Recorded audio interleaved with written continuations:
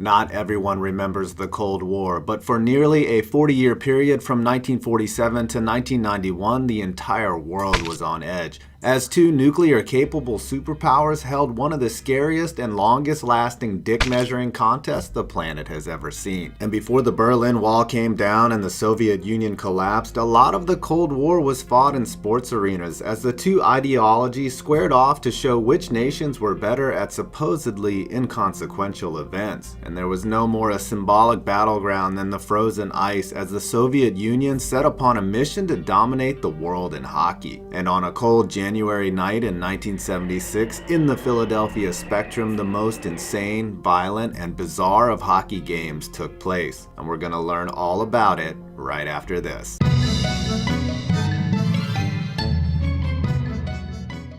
In the 70s, the Russians began asserting themselves as a world power in hockey, and in 1972 played the Canadiens in the Summit Series, which provided plenty of drama, hard-hitting action, and a very close finish, as the Canadiens edged the Russians in a battle of loaded teams. Fueled by the anger brought in that controversial series, the Russians set out on a mission to dominate international hockey, and in 1974 the Soviet Red Army team whipped up on a team of WHA All-Stars and was generally regarded as the best team in the world. With amazing talent like Valery Karmelov, Vladimir Petrov, Boris Mikhailov, and standout goalie Vladislav Tretiak, the HCCSKA Moscow team engaged the NHL in a series of exhibition games, which were not treated as exhibition games at all.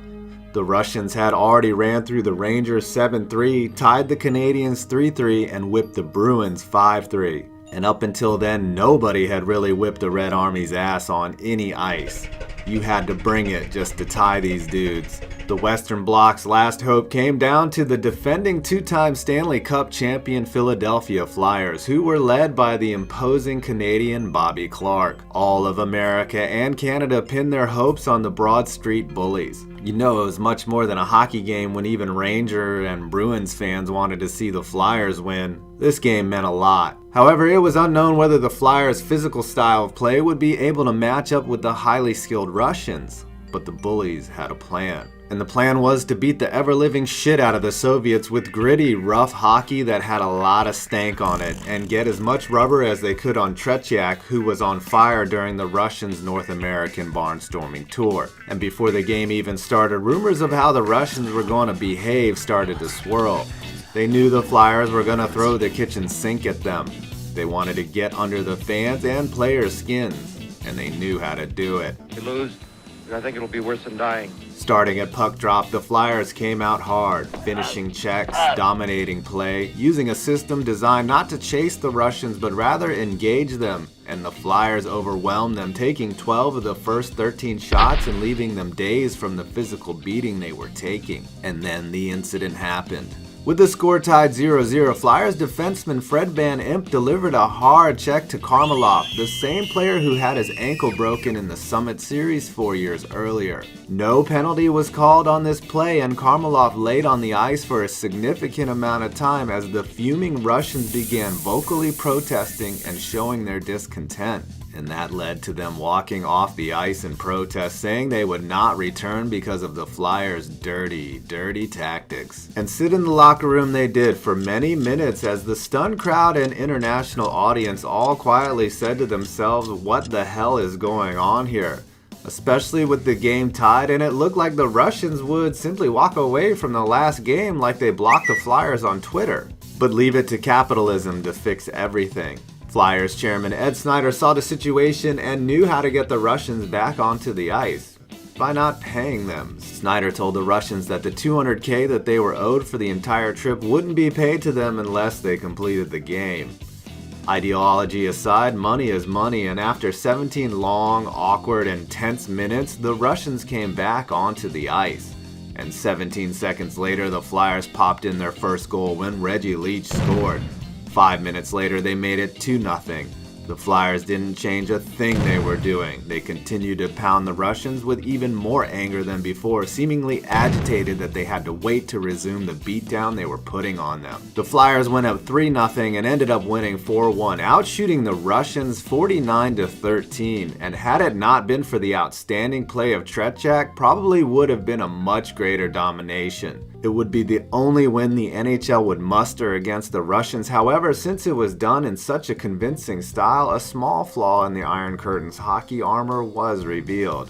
After the game, the rhetoric from both sides was intense. Russian coach Konstantin Lokev called the Flyers a bunch of animals. Milt Dunnell of the Toronto Star had written this hilarious comment about the Russians. The Moscow Musketeers had to put a big fat 0 on their aptitude test by pulling one of the dumbest tricks in sports. They hauled their team off the ice. Lokev knew the conditions before he came. Nobody loves playing in Philadelphia. Lokev wanted to know what it's like to play the Flyers in Philly under NHL conditions. Well, that's what it's like.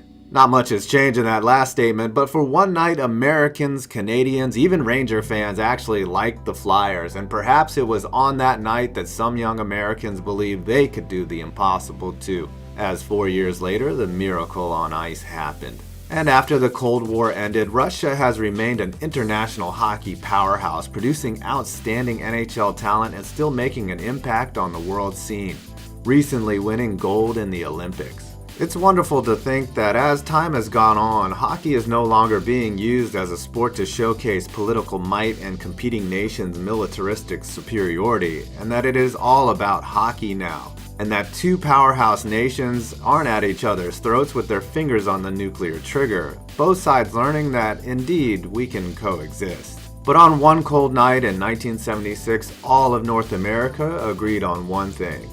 Nobody comes into our house and pushes us around. Well, I hope you enjoyed this video. Don't forget to leave a like, comment, and subscribe if you aren't already. I'm 5 Points Vids, and you made it to the end of this video. If I can change, Я думаю, что каждый должен измениться. and you can change, Вы можете измениться. everybody can change.